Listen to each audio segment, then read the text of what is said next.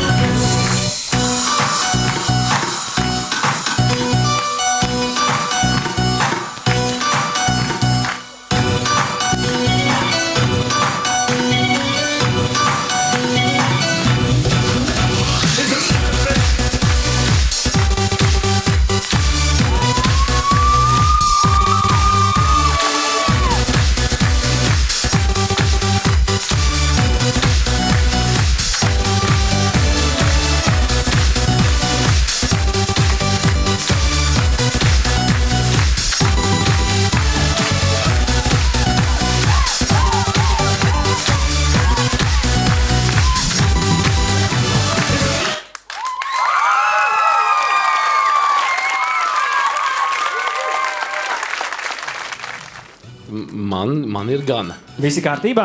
Jā? Labi, tad lūdzu tavi komentāri. Tā. Man prieks, kad Ventspilī sāk dejot aizvien vairāk un labāk. Bet man ir, protams, jāskatās uz to lietu drusītiņi savādāk, kā žūrijas komisijas loceklim un kā deju specam. Un es gribu pateikt to, ka jebkurš priekšnesums un īpaši dejošana sastāv tomēr no daudz lietām, sākot ar kostīmiem, mūzikas izvēli, kompozīciju, tehniku, emocijām un galā ar ideju, ko ar to visu grib pateikt. Tad man īsti tas, kad bija violītes rociņās, to es sapratu, ka violītes skanēja arī mūzikā, bet es laikam to mūziku nebūtu tādu izvēlējies. Bet, kas attiecās uz tehniku, tā mūzika bija diezgan skaļa, ja? Un droši vien, ka televīzijas skatītājiem nebija iespējams dzirdēt to, cik drausmīgi tā skatu būkšķēja, ka jūs tur laidāties pušpagatos un metāt visus tos trikus, ja? Bet tā dejošanas meistarība parādās tanī, ka tas praktiski notiek bez skaņas. Tieši tas, ko jūs darat, tas viss notiek bez skaņas. Man patīk, ka jums ir, es jūtu to, ka jūs labi jūtaties kopā. Es jums novēlu kopā turēties un noteikti kādreiz nostāties pie stangas, klasikā, saprast, kas ir plie, kas ir LV, saprast, kas ir klusums, palecoties un piezemējoties. To agri viņas tev parādīs tad, kad tiks pusfinālā. Jāna, lūdzu, tavs viedoklis. Nu jā, es jau gribēju kaut kā tā kā uzbraukt, kad Aņerevičs daļai vainīgs pie tā visa, kas notika uz skatuves. Bet izrādās, gluži nē.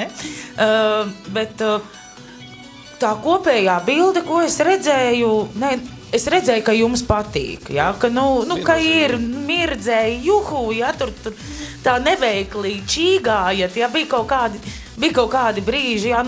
Kaut kādas nesinhronas lietas un drusku bišķi pašām kaut kādā brīdī nērti, ja? Ka tā čīgāšana. Tomēr tiešraidi uztraukums gan jau. Jā, tas viss ir saprotams, bet kopumā tas radīja daudz mazi kaut kādi sīkumiņi, bet kopumā kaut kādā brīdī arī tā kopējā bilde, tie tērpi un viss ņegu, kaut kas notiek, un es nevarēju saprast, ja, kas tas ir, ja, vai tā ir kaut kāda lieliska kompozīcija vai miskaste, ja, Tieši tā, lieliska kompozīcija.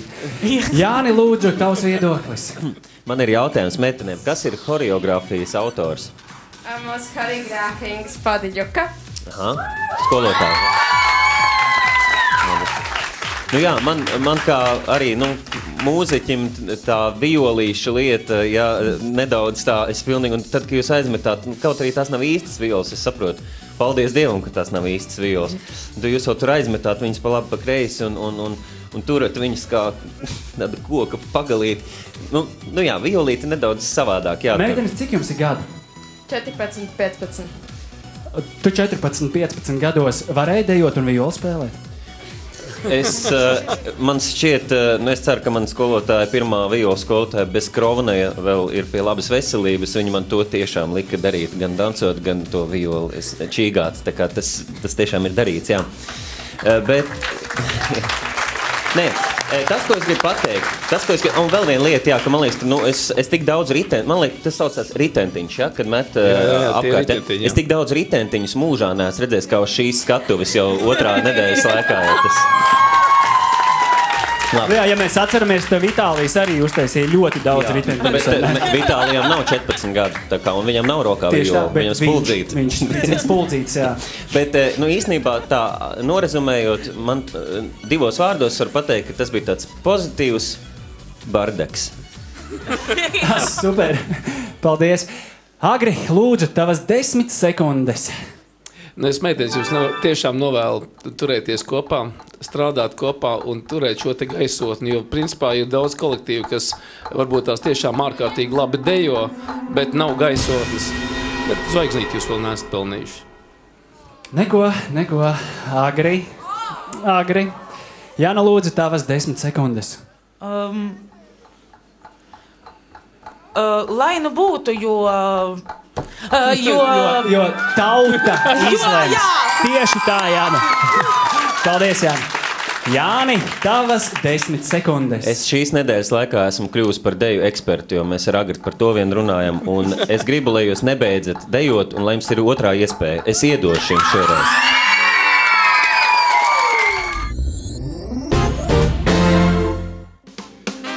Latvijas zelta talantiem iemirdzēties palīdz zelta zivtiņa.